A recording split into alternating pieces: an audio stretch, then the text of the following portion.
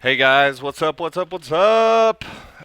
So today is Skycurser Daily number 9, and we're going to focus specifically on the usual tech debt paydown, but we've got something exciting in store for today's stream. Basically, we're going to be working on the Griffin Special. So this is going to be one of 3 specials.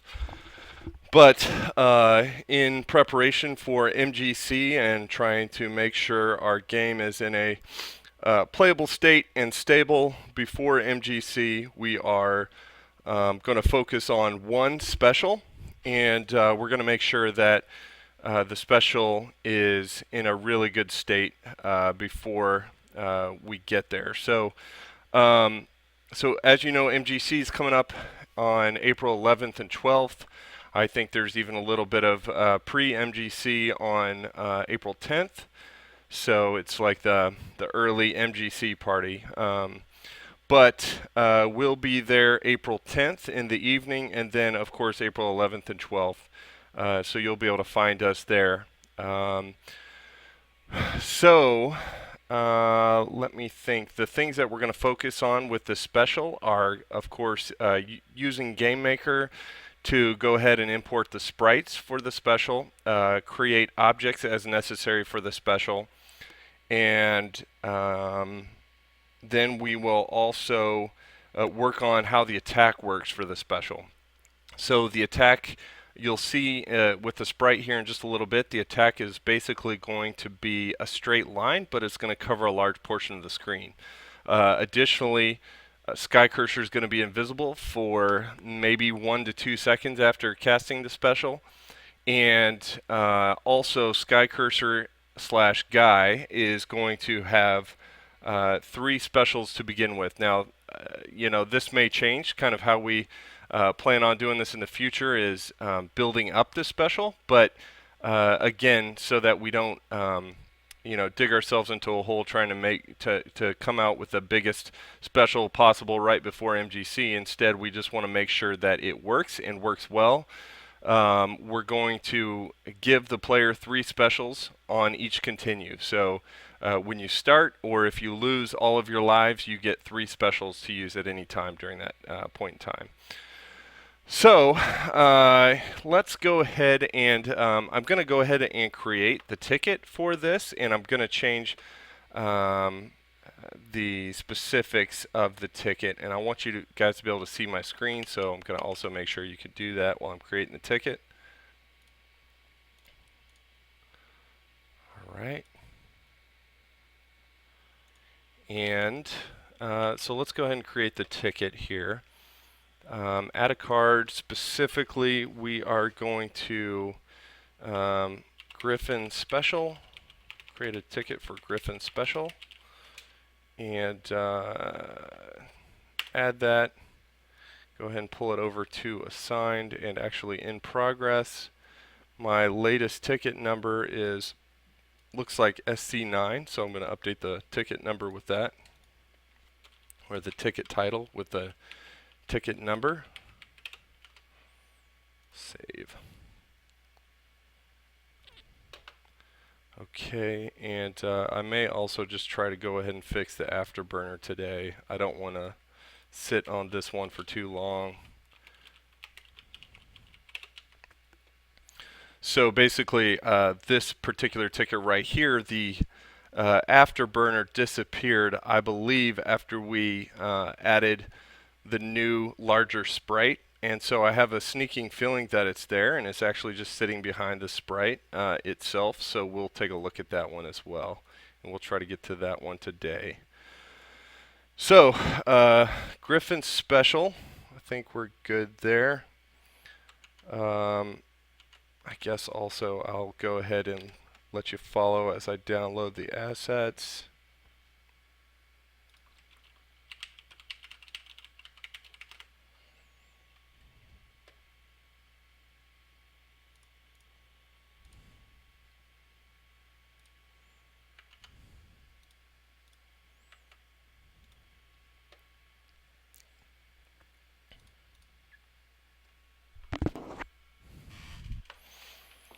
All right, Skycurser.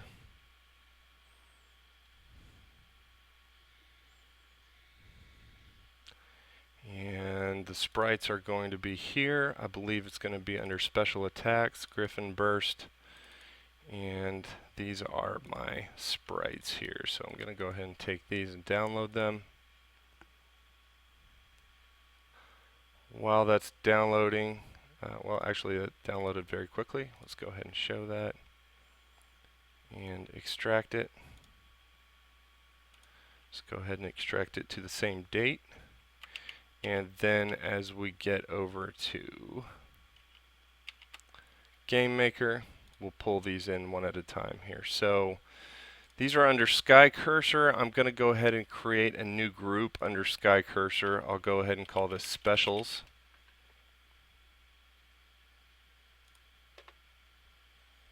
And I might just create one more group and call it Weapons. Because I do see that I can organize this a little bit.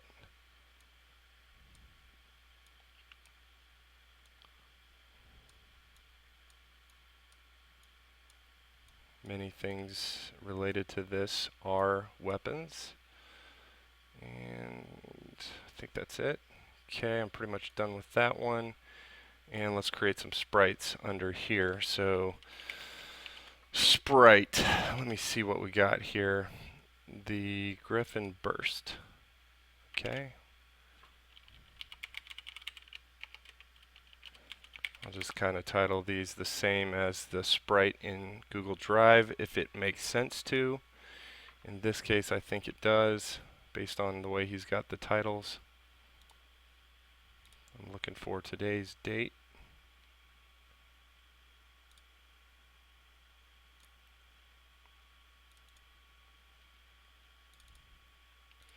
And take the Griffin Burst, remove the background. We'll make sure that looks correct. Alright, that looks good on the Griffin Burst. Let's also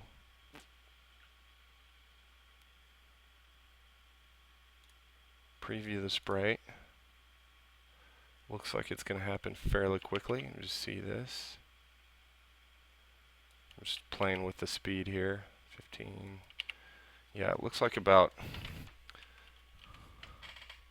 a third, maybe a little bit faster than a third looks right to me of the speed, so I'll have to remember to update the image speed on that. Sprite Griffin Burst, let's go ahead and create a couple more sprites in here.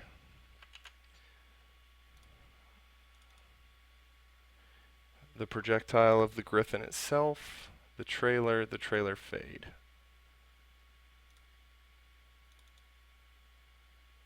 Okay. Sprite Griffin.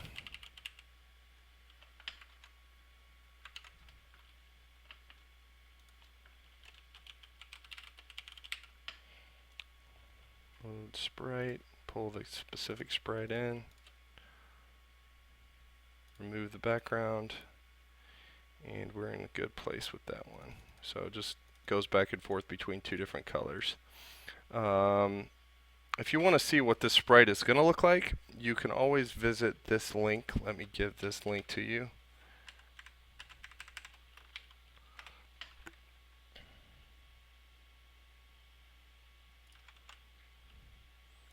So Chris, our art guy. Hey Chris, how's it going, man? So Chris dropped the sprite on our Tumblr page, and so you can go visit that really quickly if you want to check it out. It's basically a working demo of it, just kind of a working model of what the special effect will look like. Chris is saying, hey Brad, I'm in here. Chris is Skycurser, I'm Skycurser dev. But basically when Chris worked on it, he said that his goal was to have a very Japanese style with the feel of the special. But yeah, I think it looks pretty good. All right, still working here. Chris, since you're in here, I might just hop on Skype if you want to call me via Skype, we can talk through as you're just kind of watching the stream. Don't feel like you have to, but I'll hop on Skype in case you do want to call. And you can talk through what you were thinking whenever you were putting this together.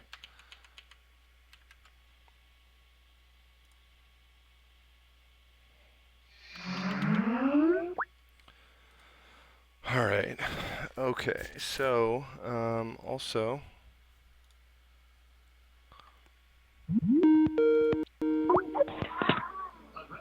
Hey Chris, how's it going, man? Hey, bud. What's up? Can you What's hear me? up? Yeah, I can hear you. Yep. Okay, awesome. Yeah, I've got the Skype channel turned down. Guy's falling asleep here, but he's fairly close to me, so you may hear him making noise every now and again. Nice. Looks like you're trying to call me again or something. I'm not sure what's going on there. Let me double Declined double. that one. Also, is your channel muted? Yes, it should be. Okay, cool. Sprite Griffin. I'm going to call this the trail, and I think I might also pull in all sprites. The way Chris had it, he had it broken it up into two separate sprites, but I think I can put them all in the same one safely.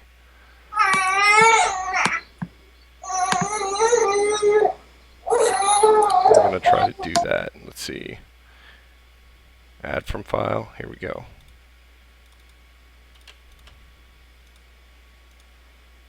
There we go.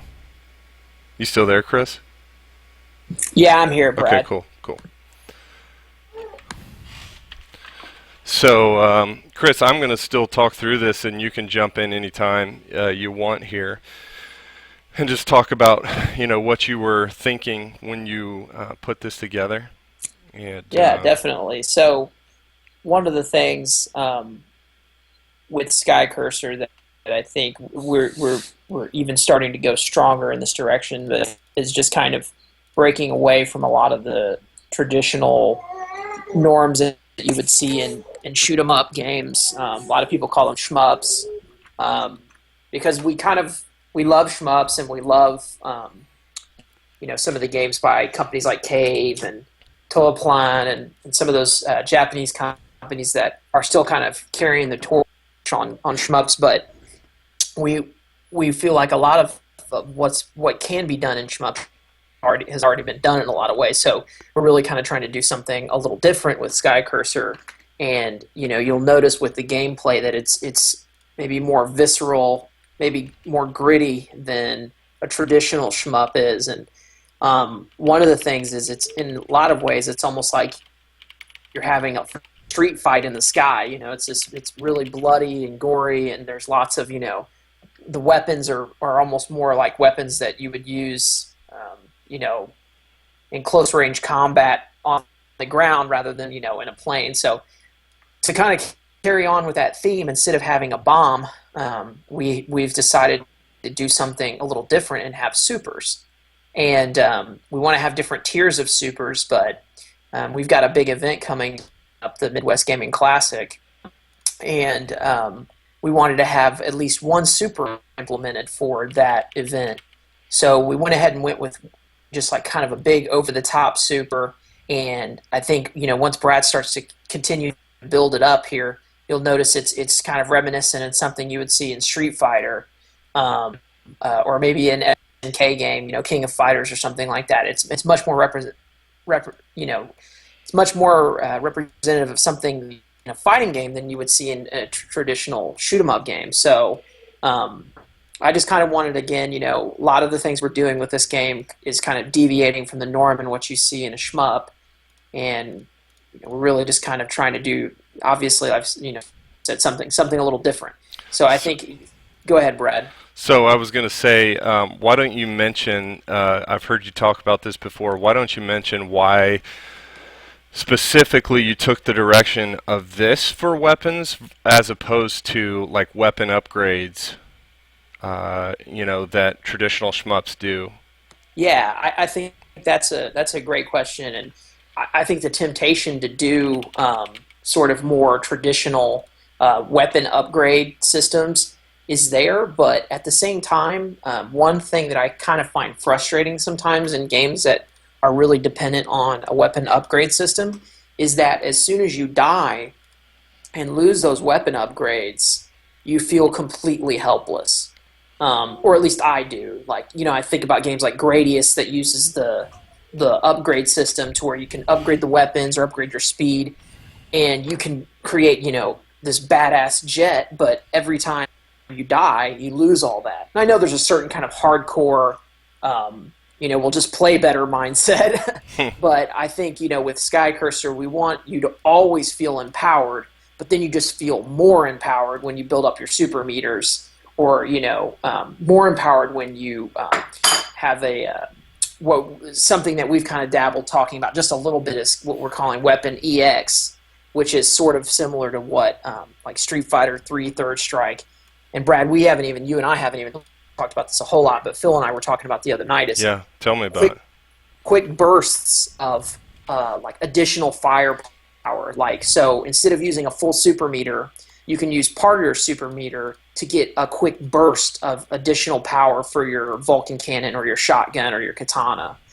And the thought there is that then that opens up all these different gameplay options to where you can be banking supers and have supers on demand, but then you can also be banking EX moves or EX weapons and having those on demand. So depending on the combat scenario, it may make more sense for you to just dump all the damage out in one big super, or you may want to kind of partition it out across multiple EX attacks. So for anyone that plays fighting games, you're probably familiar with the system that I'm talking about. But, we're trying to, take that kind of mentality and put it into a shoot 'em up game. And I think it'll be really cool. I can see lots of potential for really opening up the gameplay because you're constantly making decisions not only of what weapon to use in each scenario, because we have the 3 base weapons, but also, okay, is this a good time for me to use the Katana EX, or should I use the Katana Super? Because we also want to have super moves for each of the weapons. So you can see how it kind of gets exponentially, more options for the player when you start to open up the super. Whereas in a traditional weapons upgrade environment, you're really just constantly trying to upgrade everything all the time, right?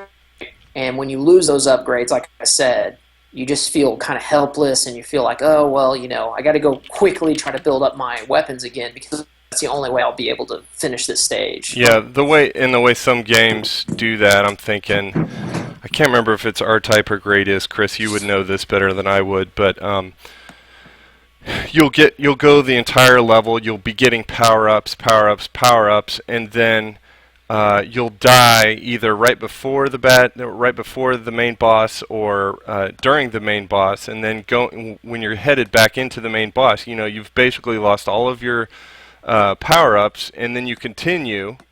You die, you continue, you've lost all your power-ups, and then what some games try to do is dump a whole bunch of basically power-up generators right in front of the boss. You kill 10 guys, and guess what? 6 of those had power-ups in them, and you can kind of get your power meter back, or your upgrades back, but it's just a little frustrating, especially if your upgrades were much further along than that. And I, personally, we haven't talked much about this. I'm just kind of spitballing at the moment, Chris, and I just keep looking over at the chat for a second. So let me pause for a second. What I'm thinking, NeoZoom, I'm just gonna call you out, man. Thanks so much for tuning in. I've seen you here a couple times. I love the fact that you keep coming back. You're basically, turbo fan material, and we've talked a lot about what it is to be a turbo fan, and we've got some ideas specifically. But the turbo fan, as we see it, there are different kinds of jets, specifically jet fans that propel a jet. And considering we're talking about Skycurser and how Skycurser is a jet, we're toying with the idea of different kinds of turbofans, and the turbofan is the thing that, like I said, propels the jet. So, dude, thanks so much for coming here quite often. As I've only been streaming for like less than a week or a little bit over a week. So thanks for that, man. I really appreciate it. Yeah, definitely. I just mirroring what Brad said, and if hey, dude, if you're interested in having a pixel portrait of yourself, we're doing those pixel portraits. You can look at our Facebook page, for example, to see, or on our website, we've got pixel portraits of the development team, but we're also wanting to do those for our turbo fans. So. And we can put a bio up about you on the website, just sort of to support the fact that you've been supporting us. We want to make sure that anyone who's like going out of their way to support us, we're doing as much as we can in return. So if you're ever interested, just reach out to us on any of the social media channels we manage, or right here on Twitch, and we'll hook you up with a pixel portrait. Yeah. So, yeah, just thanks for that, man. So, but anyways, back to where I was starting to spitball, Chris. Um, I was hoping that specials could build up kind of quickly, so that you don't go like long periods of time before you can start building up a special. Additionally, here's the other thing that I think is a bigger spitball, is specifically related to combos for specials. So, let's say you've got one power bar built up in the Vulcan cannon, and two power bars built up with the shotgun out of three.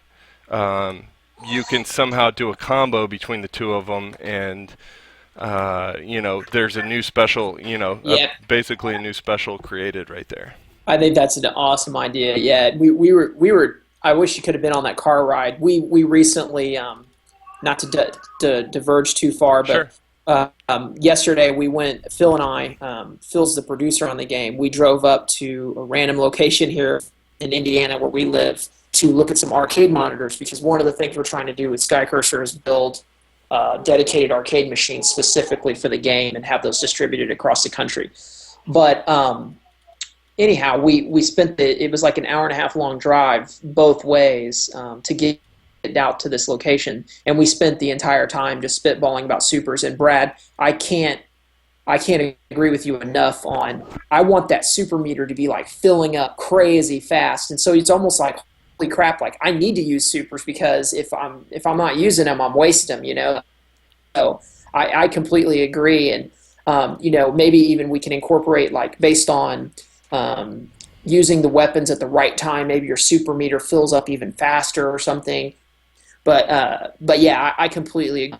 I don't want it to be like, oh, I only get one super a stage. I mean, like, I feel like you should be able to build up a super meter Right. every 30 seconds or so. Right. Exactly. Yep. Yeah. So awesome. I am just in the process of kind of making all this work together. Script, sprite change. So if you're trying to follow kind of what I'm doing, I've been trying to go back and forth between listening to Chris and continue working. We haven't been talking that long, but I've been setting up some scripts. Basically, I created an object. The object is called Object Griffin Special. I don't think there's any reason for me to create a separate object for each one of these sprites.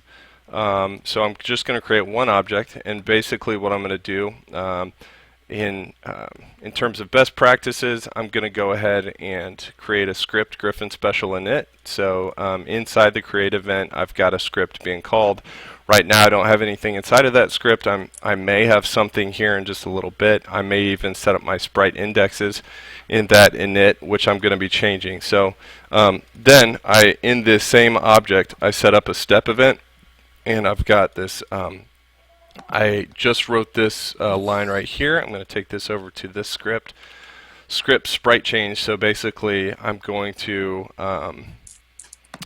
check every step if the previous sprite has completed, or if the sprite has gone as long as I want it to. So I think those are some of the things I'm going to add to the init script. I'm going to set up the sprite indexes, and so let's just call this special sprite 1 equals, I'm going to call this GS sprite 1. Griffin special sprite 1 equals, and give it the sprite index of sprite Griffin burst. GS sprite 2 equals sprite Griffin projectile. GS sprite 3 equals sprite Griffin trail. Okay, so basically what I'm going to do is I'm going to check every step as it goes through this particular animation. I'm going to see if it's time to change the sprite index yet. I don't exactly know what is going to be correct. I'm going to toy with this a little bit. And I'm going to have to think through exactly how and where I want this to come on screen. I think the main thing is that I only want this to come on screen if and be activated if Skycurser is still alive. I don't think there's any reason for it to be activated if Skycurser dies. And maybe that's not true. Maybe if Skycurser casts the spell and then dies, I still want this to continue. I think, as a matter of fact, I do want this to continue.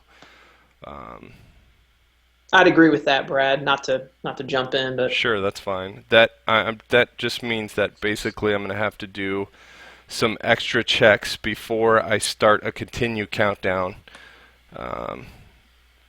So I'm just trying to think through what else this is going to affect if I let the special continue. Okay, also I know that the sprite Griffin burst is 8 sub-images, so 0 through 7, starts on a 0 index, goes through 7. And so I'm going to switch back and forth between these two scripts. So for this guy, and I'm going to have to cut it shorter than I thought I was going to today. I'm going to have to go ahead and cut out at around 10. Just FYI, right now it's about 8:30.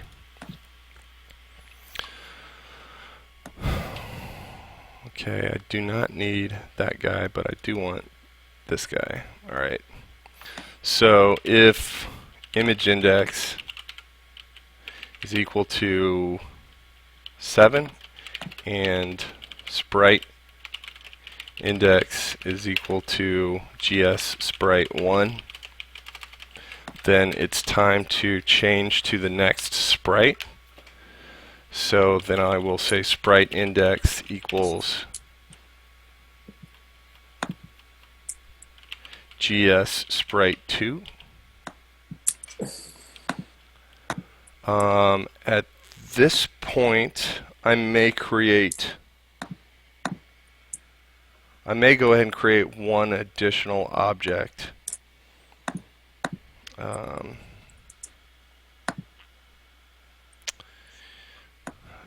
But nonetheless, let me just continue here. I'm going to create one more script inside of the Griffin special step event.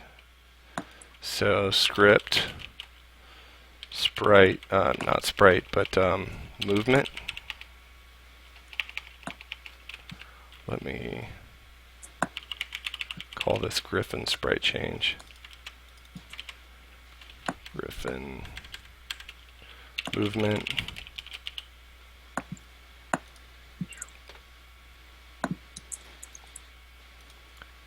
Create a script. Script Griffin movement.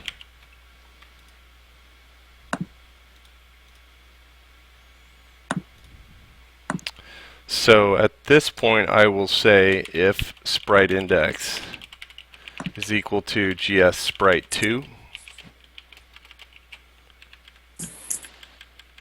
let me see here. I may need to pass an argument into this, argument 0. Yep, and I'm going to go back and pass an argument into these other calls. I'm going to pass an argument here, self.id, and here I'm going to say self.id. Looks like I need to still rename that script, so I'm going to do that. Script Griffin sprite change movement. Alright, so once I get out of there, come back, it should look right. Yep, self.id is correct. And I need to update this to say argument 0. So I'm basically referring back to the Griffin object. Sprite 1, Sprite 2, Sprite 3. And if argument 0, argument 0, argument 0, argument 0, argument 0, argument 0. Okay.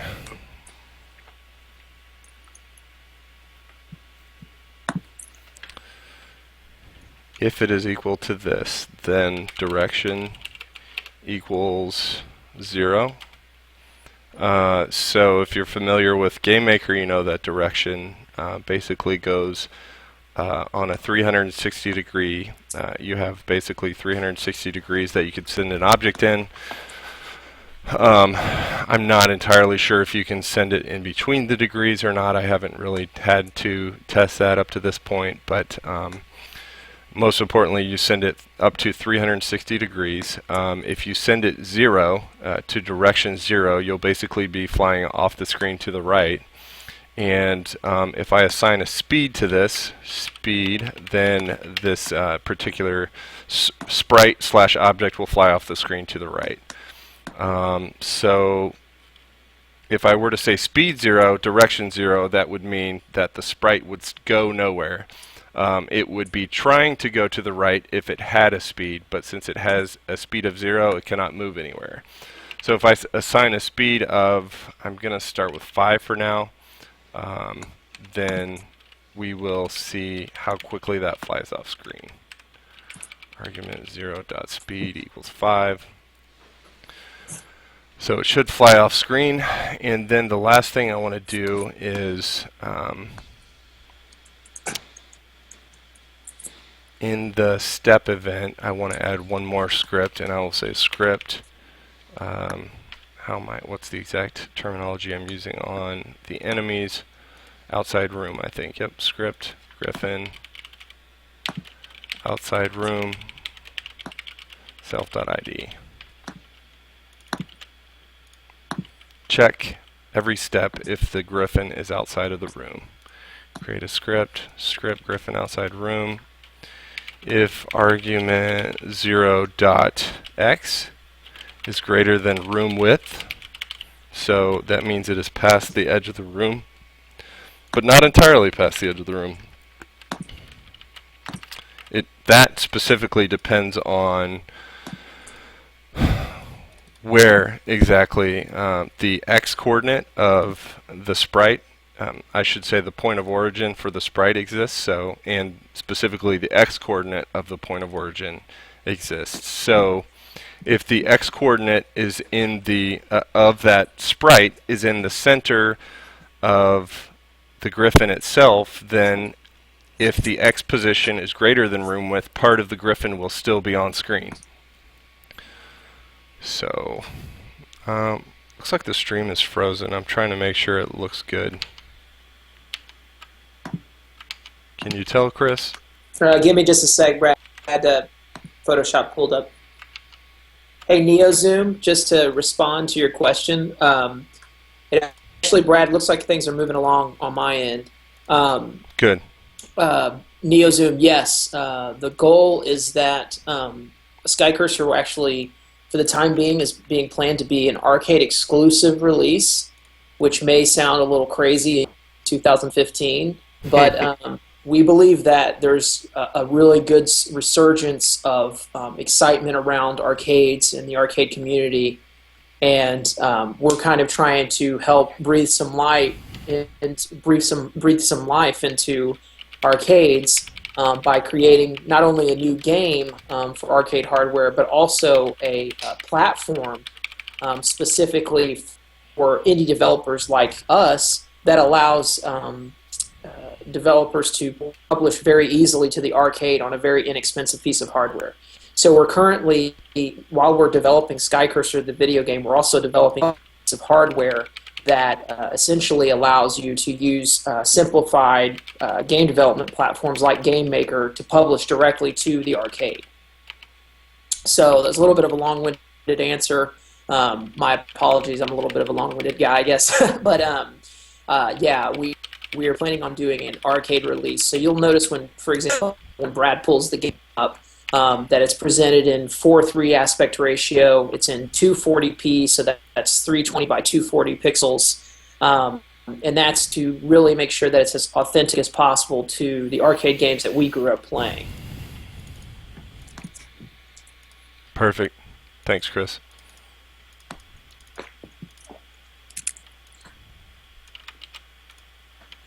All right, so I'm creating a couple of extra variables here for the object. I'm trying to make sure I can determine what the specific width is. GS1 object width. GS1 object width. And I'll do the same thing for GS2. And I'll save that. Now I want to go look at the sprite really quick and make sure the point of origin makes sense. Right now it doesn't. I'm going to set the Y position to 100. Actually going to be a little bit behind 100. Actually, let me see what this does. No, 100 makes sense because it's basically right in the center of the griffin. The X position, I do want to set this close to the center. I think I'm going to pull this back from the center a little bit. 45, that looks about right. Let's see. Yep. Interestingly, when it stands up,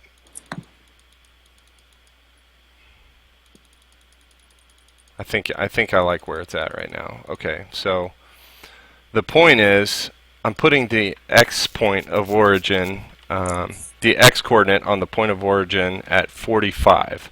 The entire width of the sprite is 110.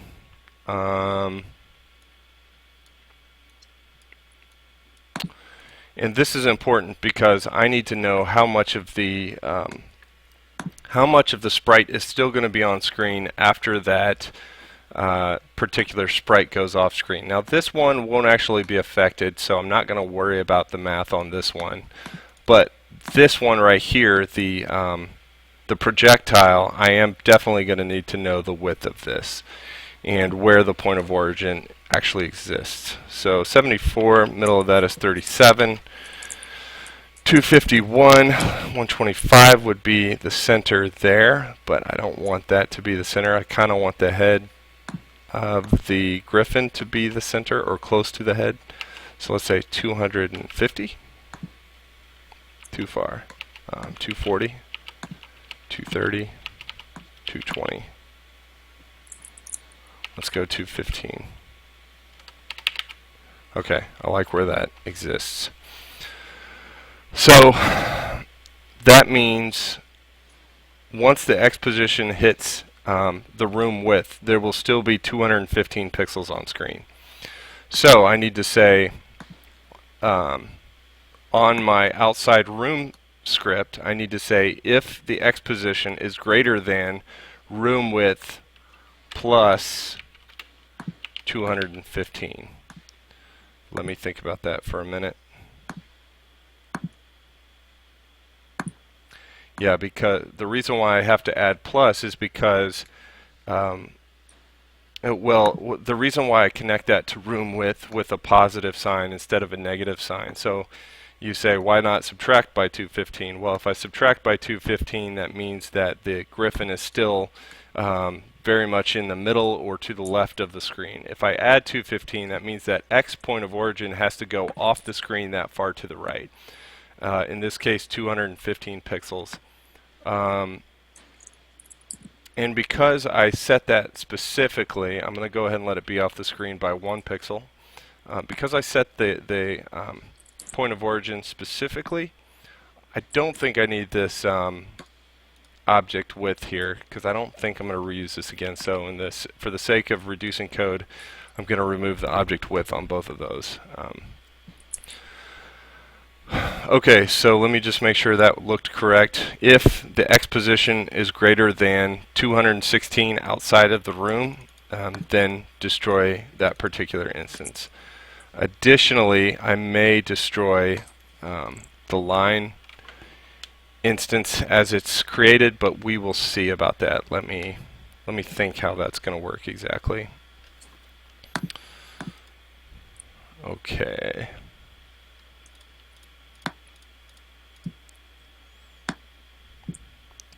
So, like I said, I think I'll go ahead and create one more sprite here inside of this one script. So object griffin. Let's call this, what did we call it with the sprite? Trail. So the trail will be its own separate object. Let's add that in here, specials trail. And that means in the special init, I don't need the trail because I'm only working with 2 of the sprites in that object. So with this one, let me think how this will work exactly.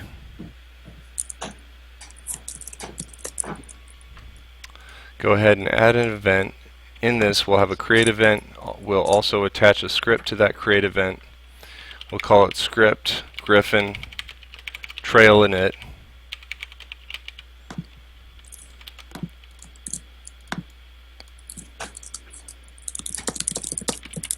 Script griffin trail init. We may set some variables in here in a minute. Come back to that in a second.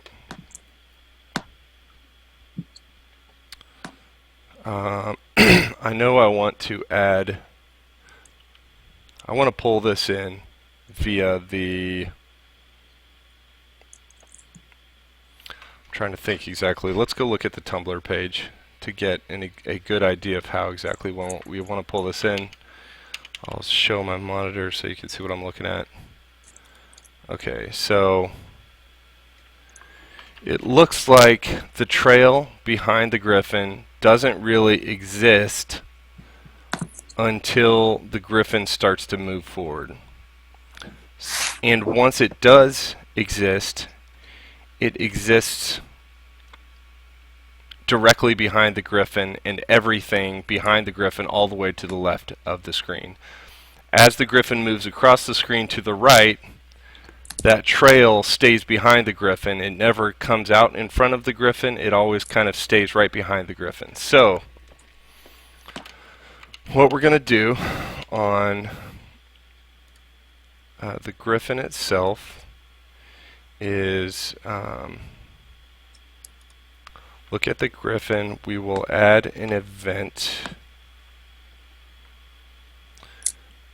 in just a second. It will be an end step event. But first we will make sure that we are creating the object if it's not already created, specifically the griffin trail object. That also means I need to deal with the special init and create a property here which is trail created equals false. And then go over here and say if trail, so argument 0 dot trail created is equal to false, Go ahead and set it to true so that we don't ever execute this again inside the step event. But more importantly, we want to create an instance create at the Griffin's XY position. We'll see what this looks like. It may be a little off, but we'll see what this looks like first. Object Griffin trail. So we'll go ahead and create the trail right behind the Griffin and make sure that we give it a we assign it to a variable that we can use. So we'll call this GT for Griffin Trail. GT.depth equals argument 0.depth plus 1. Okay, so if you're familiar with GameMaker and you know how depth works, when you subtract depth, you're closer to the person, to the top of the screen, basically. When you add depth, you're getting lower. So if you think about depth in terms of sea level, and getting to a 0 depth, if you're way down in the bottom of the sea and you're trying to get to a 0 depth, you're subtracting depth off of that sea level to get to 0. But if you're going deeper, you're adding depth, and that's kind of how you should think about depth when you're working with GameMaker. So we want the depth to be right behind the Griffin itself, and I think we've got exactly what we need here. We're not going to do anything else with this except to make sure that the XY position remains the same as the XY position of the Griffin. However, we're going to do that in the end step event because I've noticed when you attach objects to each other and you want one object to follow another object in GameMaker, the best way to do that is with the end step event. If you do it with the step event, it kind of jumps and it doesn't sit exactly where it needs to be. Step, end step, and we will add some code to this, and we will call this script Griffin trail movement, and we will let the Griffin object go ahead and control it itself. So script Griffin trail movement, insert script trail movement, and we will say let me see if I can think through this. Since there should only ever be one special occurring at a time. Well, let's talk to Chris about that for a second. Chris, let's verify this. Do you want the user to be able to cast more than one special of the same kind at a time, or what are you thinking related to that? Right now, I think it's safe that you'd have to have a break in between each super. So yeah, I don't ever imagine there would be an instance where there'd be 2 Griffin bursts on screen at once. Okay, at least not now, right? maybe in the future. Let me think.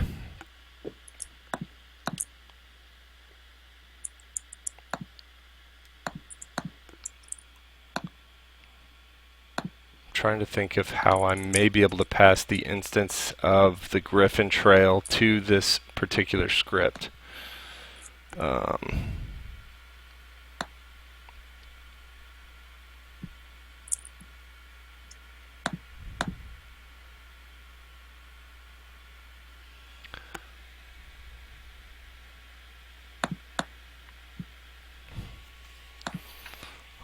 See what this one is. Okay, trail movement.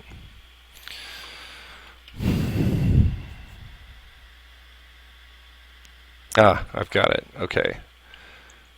So we'll just assign that variable that we created, that instance that we created, to basically a property of the Griffin object. So let's go back to, where is that? I think it's under movement. Yep. So basically we'll just say right here, argument 0 dot Griffin trail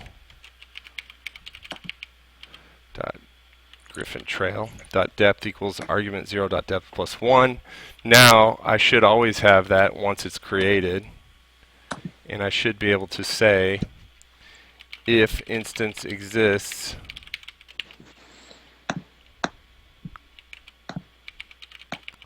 this may not work. I'm going to try this the first time.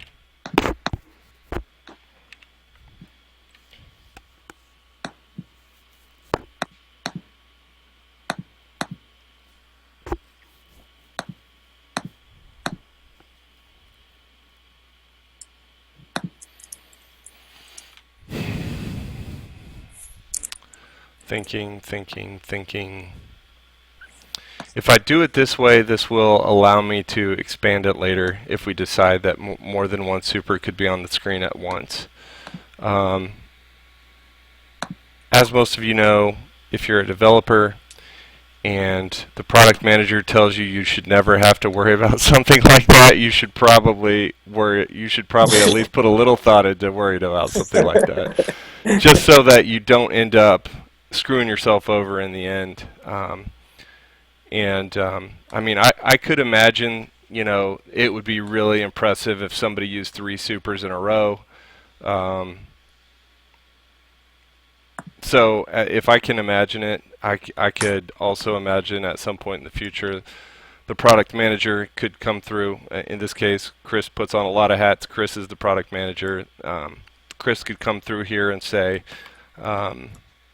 yeah, let's go ahead and let supers occur at the same time. So all that to say, the reason why, if I can get this piece correct, if the instance exists and the Griffin trail exists as part of the Griffin object, then we're in a really good spot in terms of allowing multiple supers on screen at the same time. So let's try this first. If that exists, then argument 0.gt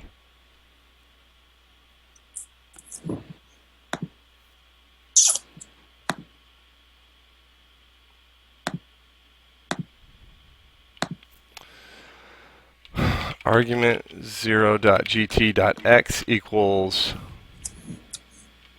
argument 0.x. Argument 0.gt.y equals argument 0.y. Now, let's go to the sprite and make sure the positions are similar. So we basically at least want to put the positions all the way at the front. I want to put the position all the way to the front in this case. So the x position will be at 320 and the height will be at 25. That's basically right in the front center. The reason why this will be important is because, like we said, the bar exists right behind the Griffin and stays on screen as the Griffin goes all the way off to the right. So there's no reason for me to put this anywhere to the left of all the way to the right of this screen, the X position. So let's try that, and that should trail nicely behind the Griffin. So let's see what we got here. End step. Good. Pass the self.id. Let me look at this really quick. I think I know how I can control this to make sure this only ever exists when I need it to. Trail movement. Outside room movement. Okay. Trail created. So if this is true, then I can run what's inside of the trail movement. I'm going to pull this up to the trail. So if this is true, argument 0 dot trail created is equal to true, and that, then we can run this. So I think we're in a good place there. Let's try that. Sometimes I've noticed GameMaker flakes out on this. I can't basically check for an instance. I can't even say is the instance undefined, and continue the script that way. So let's just try this and see if this works. I think we may have this in a good spot. Let me just see with the movement here.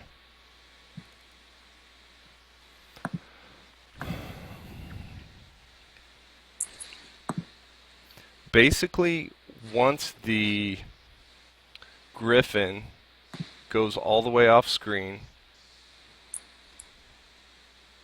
I want to start and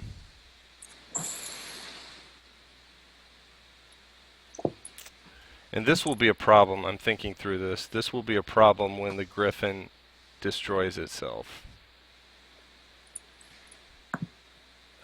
So it'll fly off the screen, and then it will no longer be able to find itself to basically set up that trail to start fading away.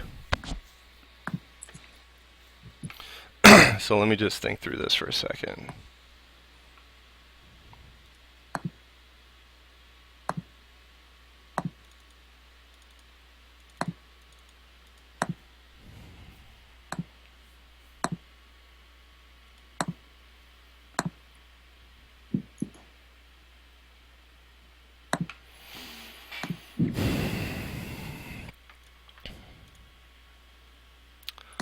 I think what I'll do here is wait until the instance of the trail is destroyed before I destroy the Griffin itself.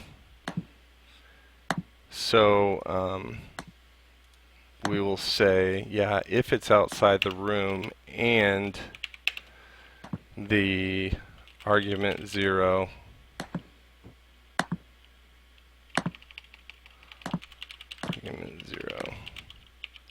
trail created is equal to true, and argument 0, or and instance exists, argument 0.gt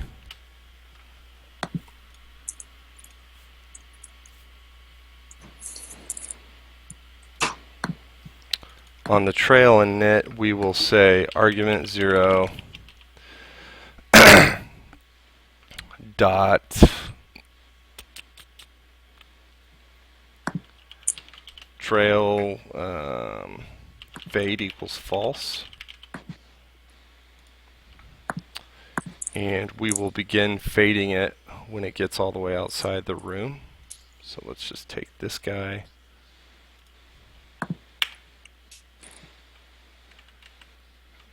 GT.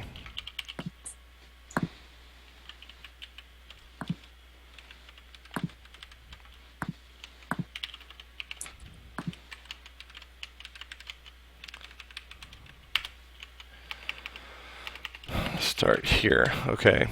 So if it's all the way outside the room,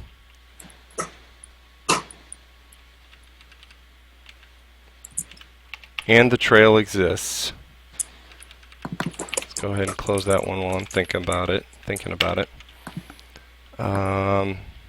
Argument 0 dot gt dot trail fade equals true.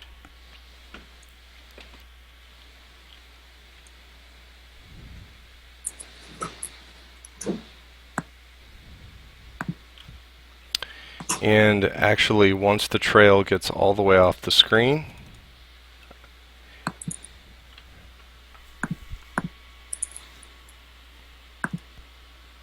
let's go look at the object trail real quick. There is no movement here.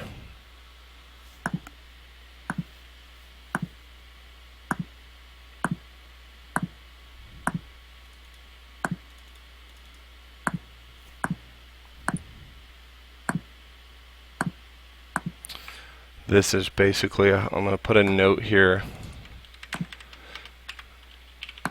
This is basically attached to the object. Griffin special.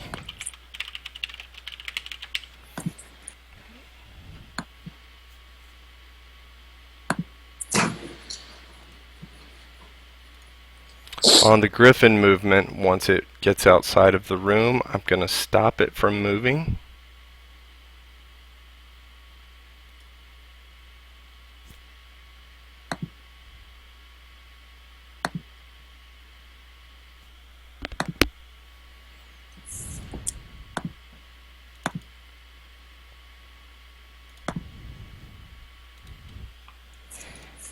I'm also going to set something right here before I stop it from moving. So if argument 0.gt.x is greater than or equal to room width,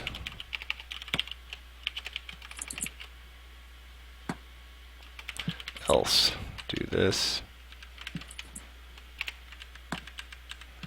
There's probably not a need to set the y here, so because the y position was created directly, because basically the griffin is not moving up and down, there's only a need to set the x position so that the bar, the trailing bar, moves left and right.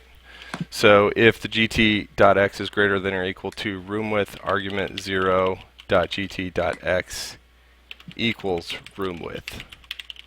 So this means that the x position of the point of origin, which I set all the way to the right, the width of the trail itself will stop right at the room width, and so it will take up the entire room. And the reason why I'm stopping it is because I don't have like a 450, 500 pixel width trail. I only have literally the size of the room size trail, so it'll get to the edge of the room and stop. It will look like it has continued on, and then it will start to fade out. That's smart, Brad. I was hoping that you would. I was a little worried that you weren't going to. We were going to have to walk through how that would work, but no, that's exactly what I was intending. Yeah, exactly. I saw that it was 320 wide, so I think it only makes sense to stop it. We don't want it to, you know, have the end of the bar going across the screen. That would look kind of Right. crappy. So, so I think we're good there. And when this happens, we actually want. Let me look at the sprite really quick of the trail. Yeah.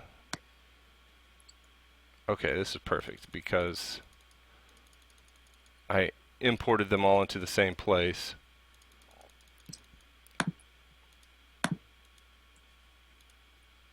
I think the fading events I need to move up 1 pixel, just based on where they're sitting at. So I'm going to edit the sprite. I mean, it looks fine, I think. Yeah, you really can't even tell. So I may just leave it. I think the X position can be exactly where it is. So if it reaches that, leave it at the room width, and also argument 0.gt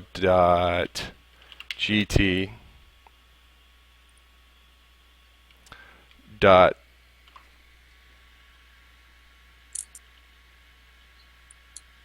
give me 1 second.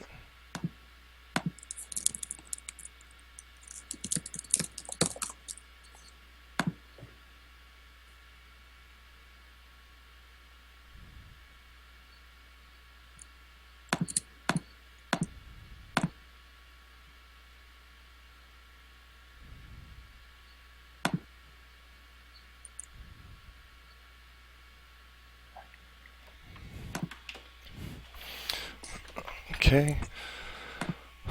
Okay, so I'm going to keep the movement separate from the animation. So I'm going to come out here, make sure the trail has its own animation script.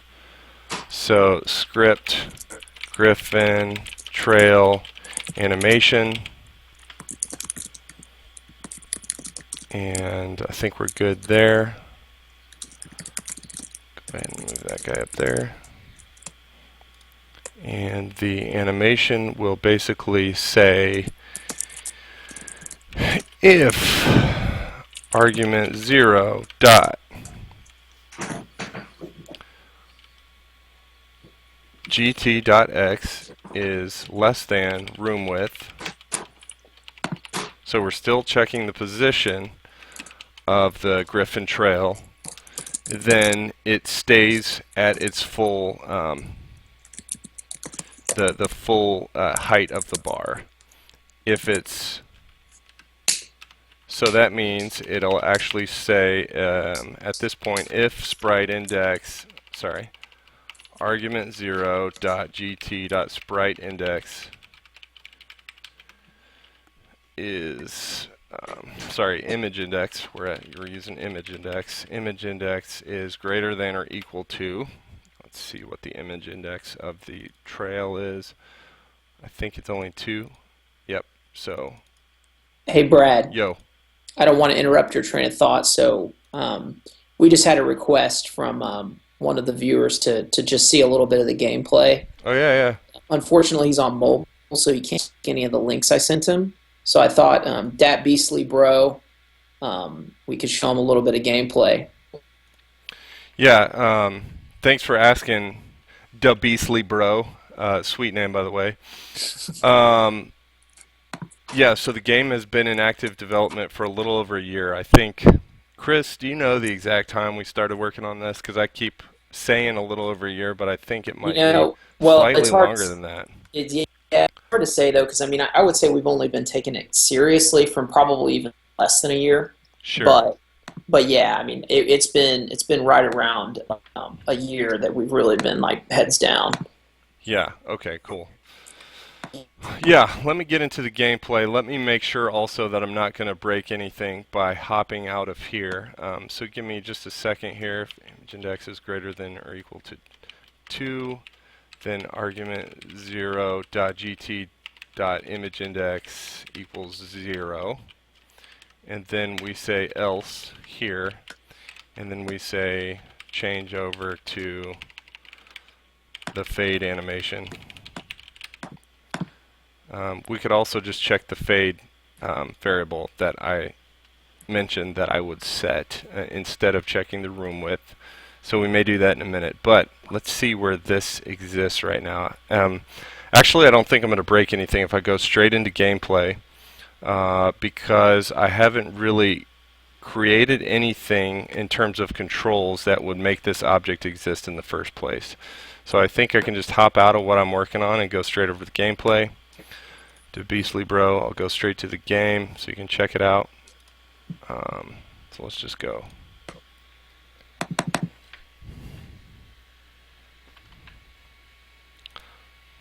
Thanks for cutting in there, Chris. I appreciate it. I was just in the middle of it, just No, it's getting good. deep into the code, Yeah. the place that nobody wants to go.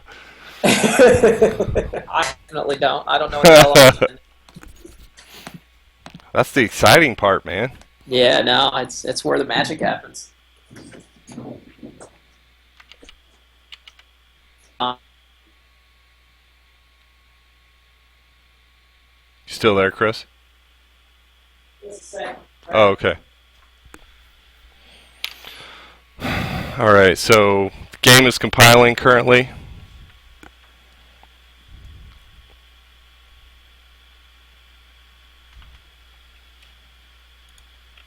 What does that say?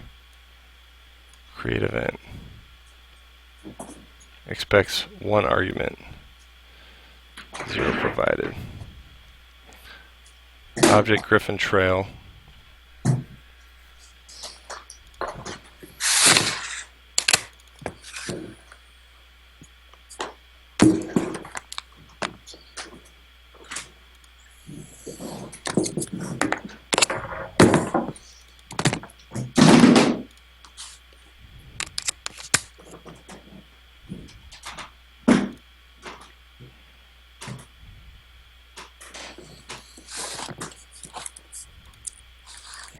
So I'm trying to update an object really quick. Looks like it may fail on me if it gets to the game actually, so I'm going to try to update this really quick.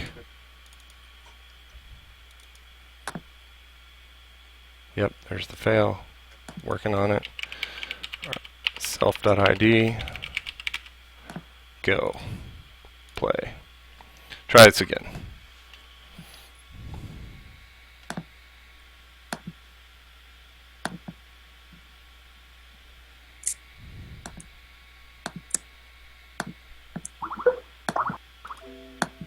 You getting a call or something, Chris? no, I just had to. I'm working actively right now on background stuff for stage 2, so I need to get my charger. Oh, cool.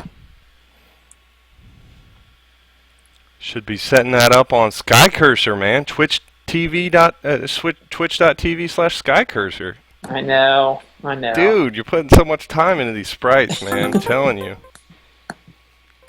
I heard a follow. The Beastly Bro, thanks for the follow. Okay, Yeah, here we thanks, go. dude. Here we go in gameplay. All right. Skycurser. Okay. Mission 1. Death at dusk. Go! It's a little bit laggy at the moment, mainly because I'm streaming at 60 frames per second and playing the game and on Skype. So when I'm actually playing and none of these other things are occurring, the gameplay is not so laggy. And it's actually, you know, hit and miss with the lagging. Sometimes it lags, sometimes it doesn't.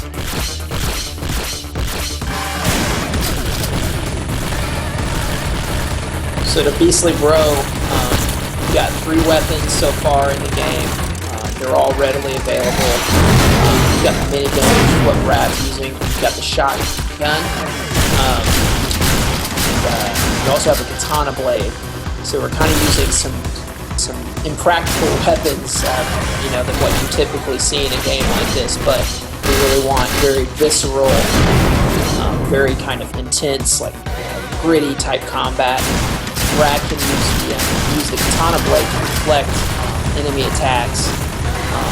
So there's just lots of little features with the weapons. It's really based on choosing the right weapons at the right time for the gameplay. Inspired heavily by the arcade games that we grew up playing. You'll see lots of Metal Slug in there. You'll see Splatterhouse. You'll even see Street Fighter.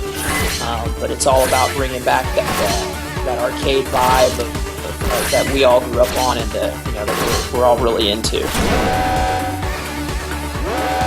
Yeah, so there's a little bit of the gameplay. I'll let it continue a little further here. And as soon as I drop down below the clouds, I'll just kind of fast forward to the boss so you can kind of get a quick look at the boss. Brad uses a feature, fast forward that he built into the game, so when he's testing stuff, he can really quickly skip a whole section of a level. So you'll see the gameplay speed up really dramatically here shortly.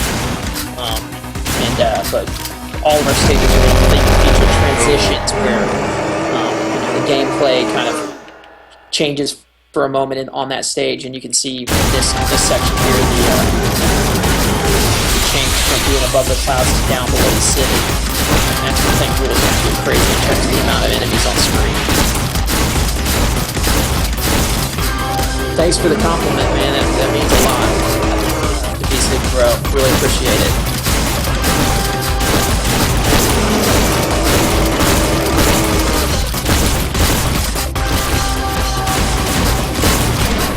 I like those impact sprites. Those turned out pretty good, Brad. The orb.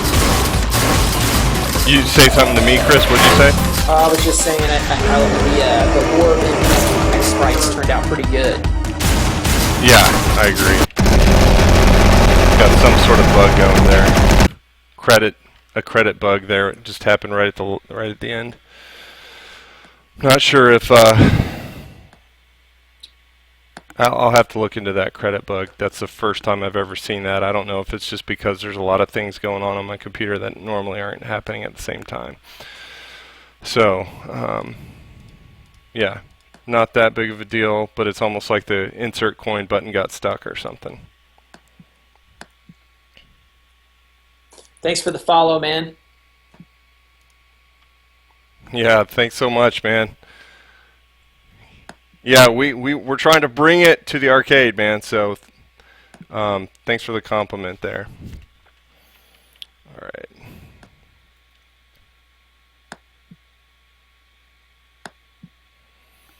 So yeah, what I didn't show you because the insert coin button kind of looked like it got stuck right there is that at the very end, Gaki, after he drops the tank, he basically leans back and that missile catches on fire and explodes and takes up the whole screen. So I didn't really want to mess with that. I don't really want to mess with the insert coin button as I'm still working through whatever I can with the special here. So I'll go back and address the insert coin bug, if that's a real bug, a little bit later. There's obviously something going on there. I don't know if something got, if like my insert coin button actually got stuck for a second or what, but we'll see. I bet it was like you said. I bet it just has to do with just all the stuff you've got going on right now on the computer. Yeah, it's extremely possible. So, all right. Now we got to get over to back where we were. The objects that we were dealing with. Griffin special init, step, movement, outside room, sprite change, in step, trail movement. Let's go look at those scripts. Skycurser, specials, trail movement, trail created equals false. I want to look at the special init, trail created, but then the trail init has trail fade. So I'm going to set trail fade equal to true as soon as the movement is correct. If the Griffin is outside the room, I think I'll probably set it to true, which I'm actually already doing here. So what I can do is I can just take this guy right here, instead of doing this mathematical lookup again, which will probably be a little bit of a save on the computations that are happening during the game. So I'll probably get a little bit of a performance boost by doing this check instead of the other one. Argument 0.gt.trailFade, if it's equal to true, then run the sorry, let's say if this is equal to false, make sure it stays at the full size. Let's see, greater than or equal to, we want to say less, yeah, we don't ever want it to get past 2. We actually want it to, if it is 2, reset itself to 0. At that point, though, trail fade equals true after we set it to true, and we don't want it to get, if argument 0.gt.imageindex is greater than or equal to, I think it's 6. Let's look.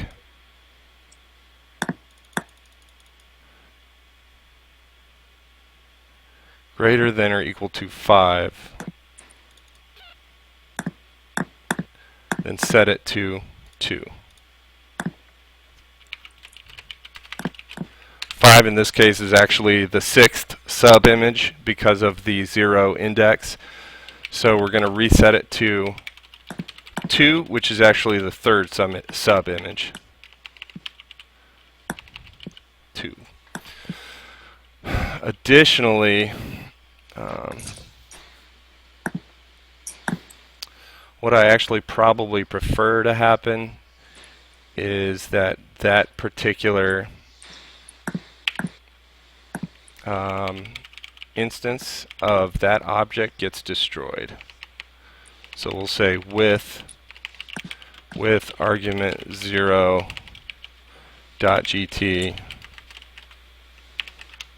instance destroy. And we're on trail animation here, and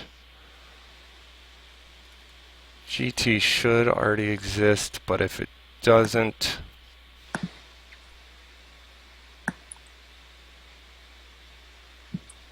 let me see where a trail animation is called. I think it's called every step of the end step event inside of the Griffin special.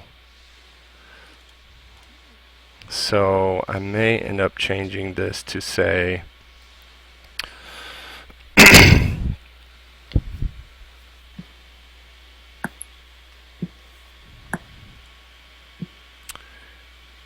let me see what my piece is here.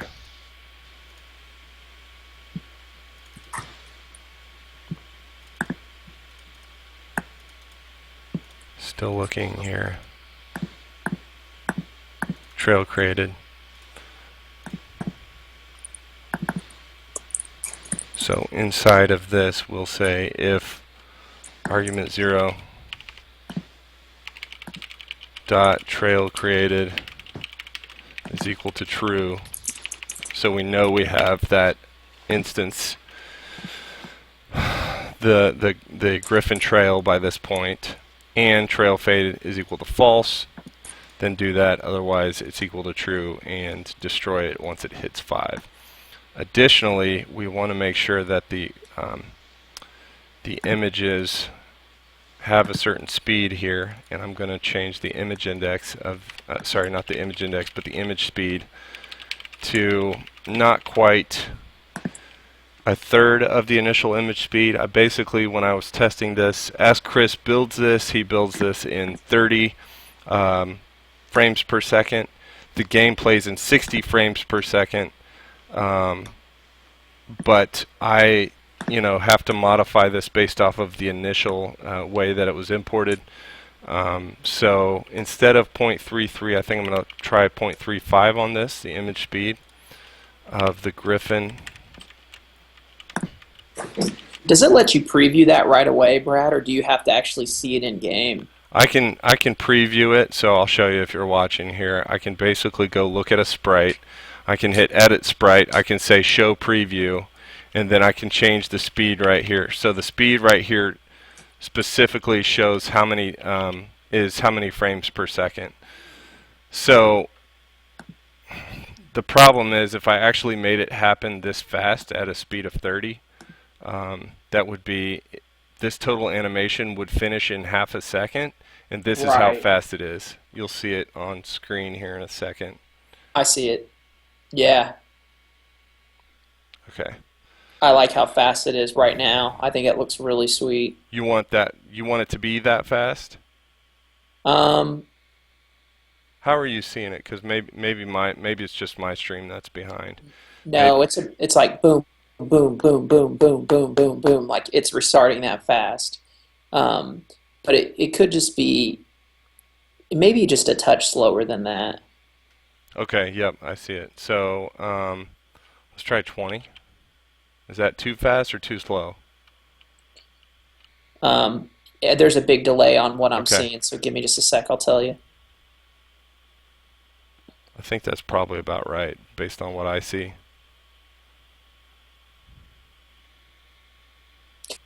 And you don't always take those gifts as the Bible because a lot of times they don't export quite. That looks good. 20 looks good, Cool. Brad. Let's do that. Yeah. Oh, don't worry, Chris. I don't always take them as the Bible. All right. So image speed 66. We'll go ahead and set the same image speed on the trail. All right, same image speed. In this case, we're affecting the trail. That's what argument 0 represents here. And I think we're in a good spot there. The reason why you definitely want to affect the image speed on the trail is because the second that it starts to fade out, so if we edit it, we look at the 20, the second that it starts to fade out, it's going to fade out that quick. And basically once it gets all the way through its animation, it's going to destroy itself. And so the question just becomes, do you want it to go, do you want it to go that quick, or do you want it to slow down, to maybe 10 so that it, fades out a little bit slower? Right now I'll leave it at 20, which is 0.66 of the original speed. Fade out pretty quick. Okay, let me think through this real quick. I think I might have this in a good working state. At the very least, I could test it and see where it's going to start bugging out at.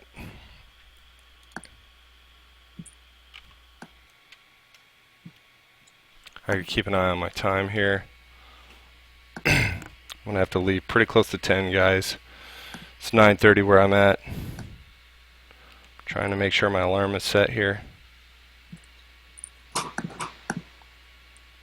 I'll try to keep an eye on it too. Yep. And yeah, thanks a lot to Beasley, bro. Chris is really good with this stuff. He's just got a natural feeling for it. Though he would never say that himself, I'll go ahead and say it. Maybe a So, little bit obsessive too. yeah, I mean, maybe he spends just a little bit more time on it than he should. No, I'm just kidding. Um, I'm gonna hop off close to 10, but I basically got to go pick my wife up out at the airport. Um, Whenever I get back, depending on, um, we've got a son, so we got to put him to bed too, and depending on whether or not she just goes to sleep, because I think she might be wiped out. I may hop back on here and just kind of have a silent stream so you can watch me work if you want. You can still ask questions. I'll still be on here. I'll still pay attention to chat and answer those questions. So I may or may not hop back on. It just kind of depends on how everything works out. Okay. I'm going to go ahead and build the functionality for this to actually occur. And so let's go ahead and create the controls. And I'll put this inside of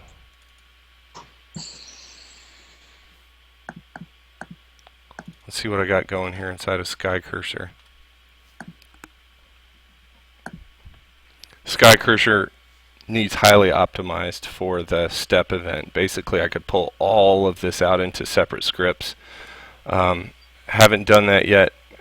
Haven't gotten around to it. I'm just trying for the sake of getting through some things and getting some playable gameplay in place. I haven't gotten that all of this exported to scripts. So soon. All right, cockpit controls.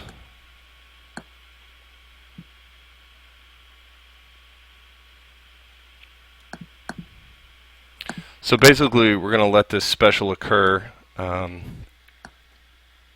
whenever Skycurser, or whenever the player hits all three weapons at the same time. Awesome to Beastly Bro. Hopefully, I'll see you then if I can hop back on. Shotgun, katana, and I saw the Vulcan cannon already up above.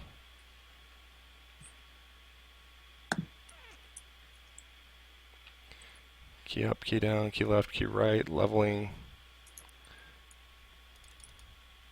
weapon transition, level out, choose direction, Vulcan cannon. Okay, Vulcan cannon, katana, shotgun. I think it only makes sense to add this in right after these for the time being. So,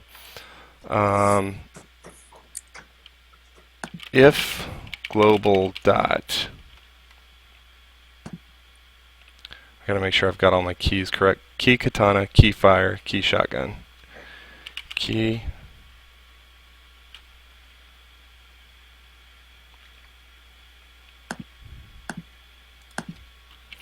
Keyboard, check, pressed. Key fire, and keyboard, check, pressed. One thing I haven't added yet, as I'm thinking through this while I'm working in this file, one thing I haven't added yet is the strength of the special. So basically, we're just checking to see if the special occurs as we expect it to before we start, talking about collisions with the special, the special and anything else on screen. Global.keyfire, global.key shotgun. And keyboard check pressed global.key katana. If all three of those are pressed, then instance create. Let's just call this Griffin special equals instance create XY. Specifically Skycurser's XY, which is exactly where we want it to occur. Instance create XY object Griffin special. And if everything is set up the way we hope it is set up, then it will occur it'll go all the way through the animation. It'll fly off screen. Everything will fade out and destroy itself as necessary. However, as I'm thinking through this, I don't think I'm actually making the object Griffin special get destroyed as it should. So I'm going to make sure that happens. Right now we're just destroying the trail, but we also want to go ahead and destroy the special itself, the object. So Skycurser, specials, movement, trail is here, movement is here, animation is here. When that is finished,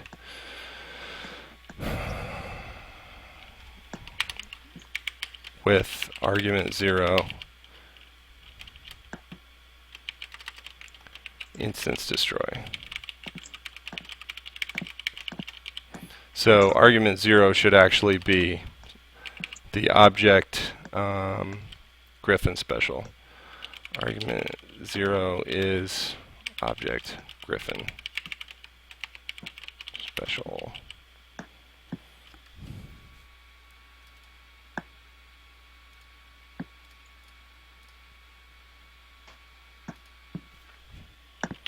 And not object Griffin trail.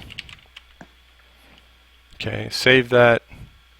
Let's test this, baby.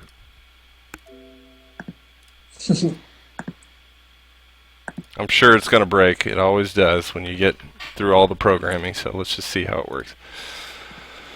Update, update, update. Play.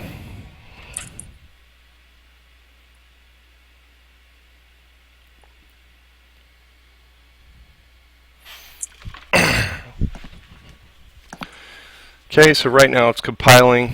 It'll take a minute to do that. Usually takes about 30 seconds to a minute.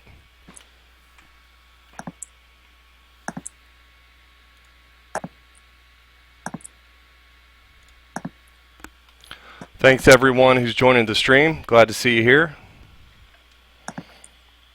Feel free to fire away any questions. Got both the lead developer and art director on the line.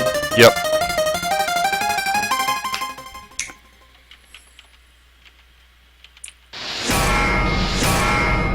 Skycurser. Mission 1. Death at dusk. Go!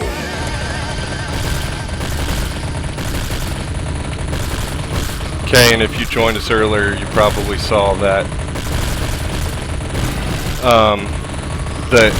I'm streaming at 60 frames per second. The game is playing at 60 frames per second. I've got my webcam on and I've got Skype on, so this is a lot for my laptop. So if it looks a little choppy, it's not actually choppy, and I don't have all the pictures. Additionally, I'm about to try the Super just to see what it looks like. Let's go ahead and try it, and I'm sure we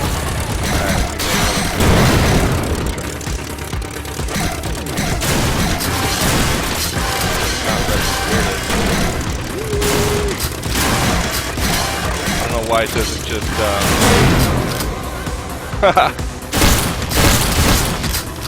that looks pretty tight. It's not correct though. I'm waiting for it to occur. Okay, I'm gonna hop out of here. You'll see it in just a second if you haven't already seen it. It just keeps spawning over and over. It looks crazy though. Yeah, it looks really good. It took a minute to register though. The problem is it wasn't registering when I was hitting all 3 buttons like I expected it to, so that makes me want to go look at where I put that code. So I'm going to go do that real quick.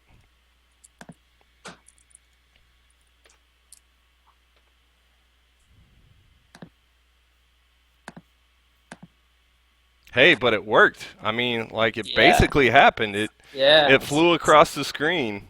That's insane. Very fast. All right.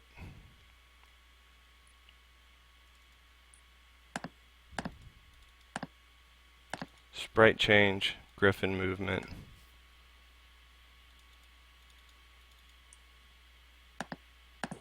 look at the sprite change first.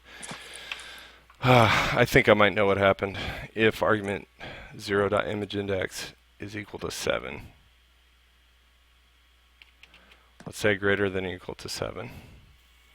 Because we changed, basically, if you're watching, you're wondering what exactly happened. Rave party. If you're wondering what exactly happened, basically when you start changing the speed of images, the image index doesn't occur at each integer. It will occur in between each integers. So between integers often. So what will happen is instead of an image index being 1, 2, 3, 4, 5, 6, 7, instead, because I've changed the speed to 0.66, GameMaker does a little bit of adjustment, and it doesn't let the image index occur right on each step, basically. And so the adjustment basically creates floats for the number instead of an integer. So the float would be a decimal, basically, a number with a decimal. So instead of 1, 2, 3, 4, 5, 6, 7, it might be 1.25, 1.45, 1.65, 2.05, 2.35. So when you're looking for something like argument 0.imageIndex is equal to 7, sometimes it misses the 7. And so what we're going to do here is we're just going to catch that real easily by saying greater than or equal to 7, so that if it's, it gets to 6.82 and then jumps over the 7 mark by going to 7.03, we'll catch it in that case, whereas before we weren't catching it. So I think we've got that right there with that one. It may be as simple as that. Let's check the Griffin movement, see if I'm doing anything else like that.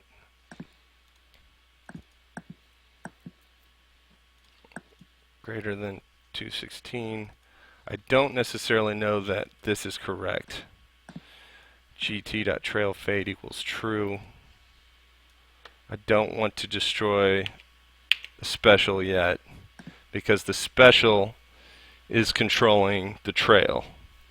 That was not originally the case, and so I wrote that code initially.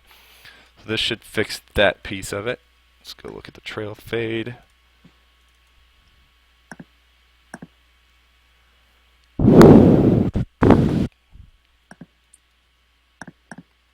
The good news is, here's the really good news, Chris, is that basically all the stuff I wrote with argument 0.gt, or basically the object griffin special dot object griffin trail, is working correctly. We didn't see any bugs with that. Like normally, if it didn't like the way I wrote that, it would just error out and come out of the game. But it didn't do that, so that's promising. Definitely. Okay, let's try this again.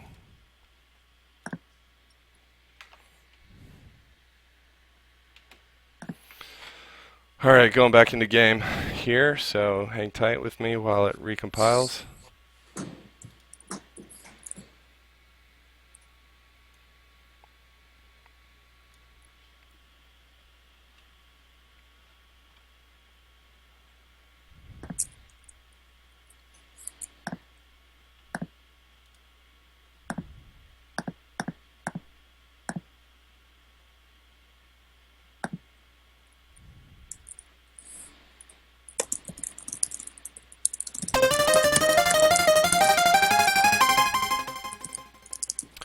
To Beastly Bro, it created 3 because I activated it 3 different times. Skycurser. Right now, I'm allowing it to activate multiple times. Yeah, that's exactly right. So let's go ahead and try to get in here. Mission 1. Death at dusk. Go!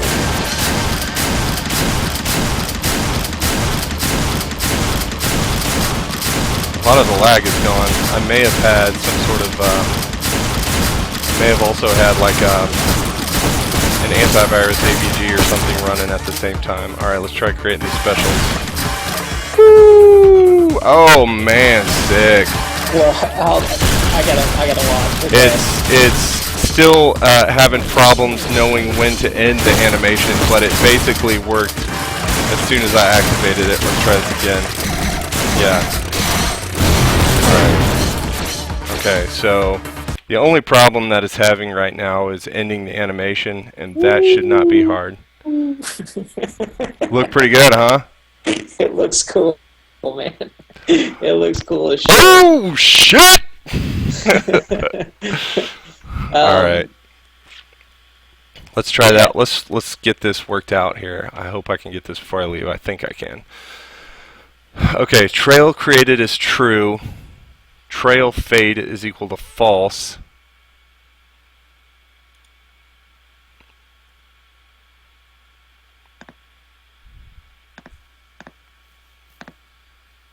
Let's wrap this one more time inside of and argument 0. Sweet.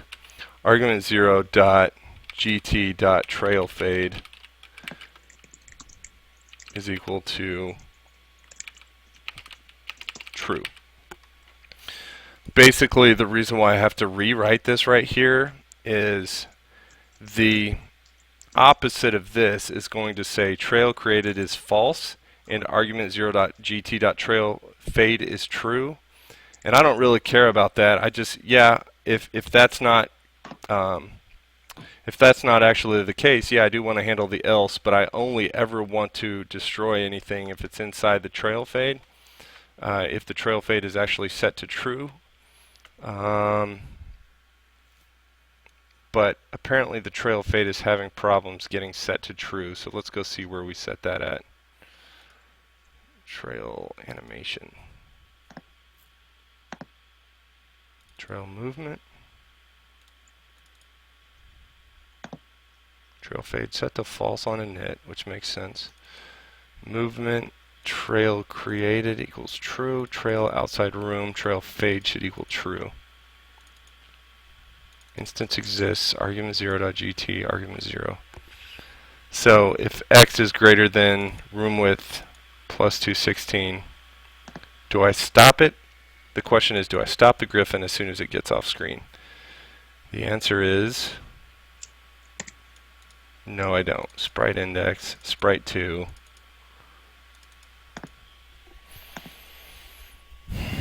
One thing I want to do. Wait till you see these buildings that I'm putting together for stage 2, dude. It's gonna be so awesome. That's awesome, dude. It's gonna be so awesome. Okay.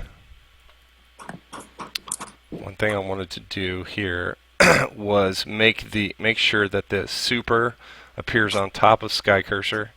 By default, I'm not sure if it is at the moment, so let's just say gs.depth equals depth minus 1. The depth that we're referring to right here is Skycurser's depth.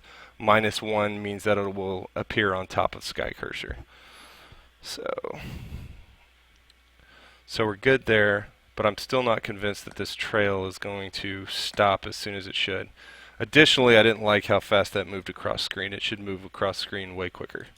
Yeah, it needs to have that burst of energy. Let's try 10 for now. And sprite index, go all the way across screen. If trail created is equal to false, trail created equals true. Create the GT, the Griffin trail, the depth is there. The outside room is when the trail fade should occur. Trail is definitely created here. Argument 0.gt does exist. Argument 0.trail fade equals true.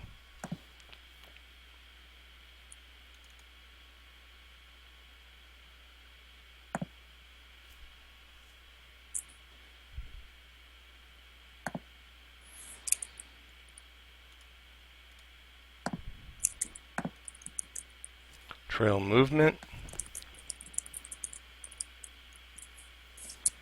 I think I want the trail fade to occur inside of this instead of being controlled by the outside room. Look at this one more time.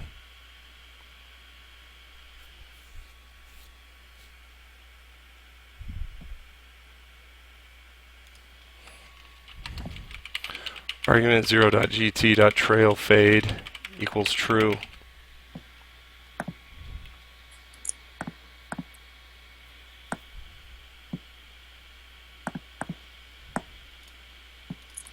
Outside, I'm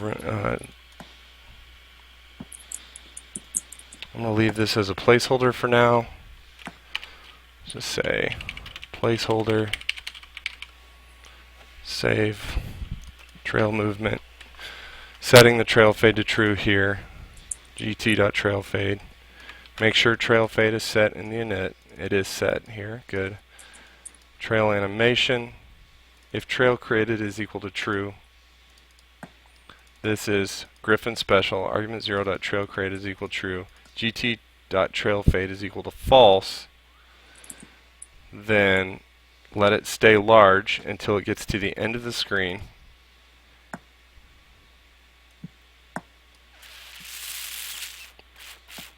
I don't think it's ever hitting this condition.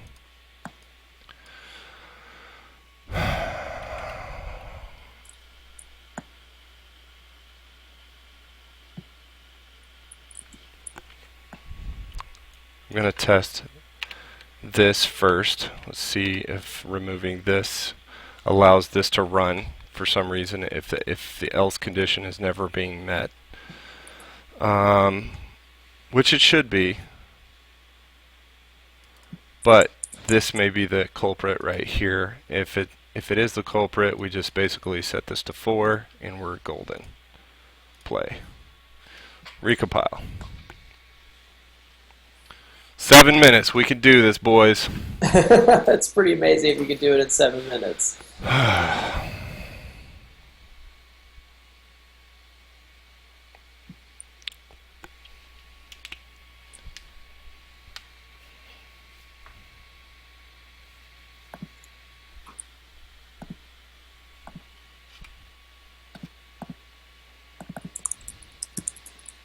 Okay, almost there.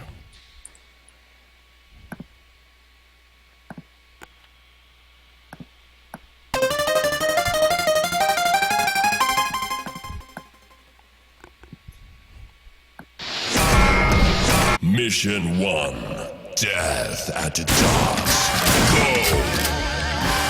Okay, so we know the problem is and should be what I just pointed out. I ran it really quick. I tested it. I'm going to change that. Let's try this, see if that fixes it.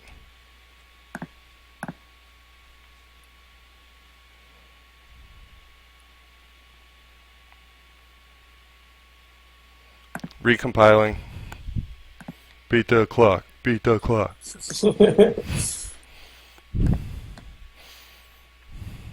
Here we go.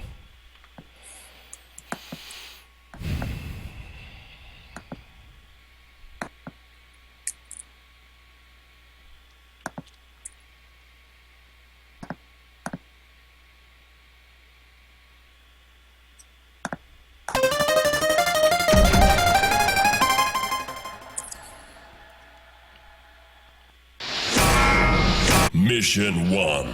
Death at dusk. Go! Oh crap, I'm not seeing it on my screen, Brad. Or I'm You'll not see it seeing in a sec. Sorry about that. Okay. Good call. OBS doesn't always know when to jump back and forth between screens, so basically I made a change really quick, recompiled, went back into the game, so you'll see that in a minute. Ooh, god dang. So my change still didn't catch it. It should have. I think trail fade is obviously not getting set to true here. I'm going to change this back to 5 because I think I'm just going to make sure that I do have 5 indexes on that sprite just to verify. Doing a little bit of troubleshooting at this point because we almost have it. Trail 0, 1, 2, 3, 4, 5.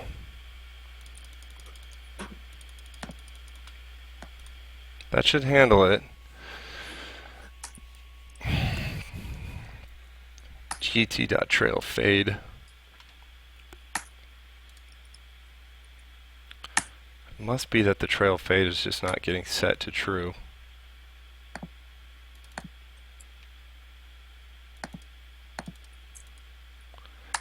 if x of the trail is greater than or equal to room width.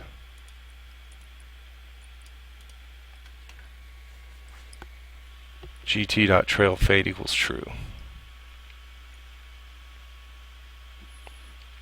It should be getting set right there.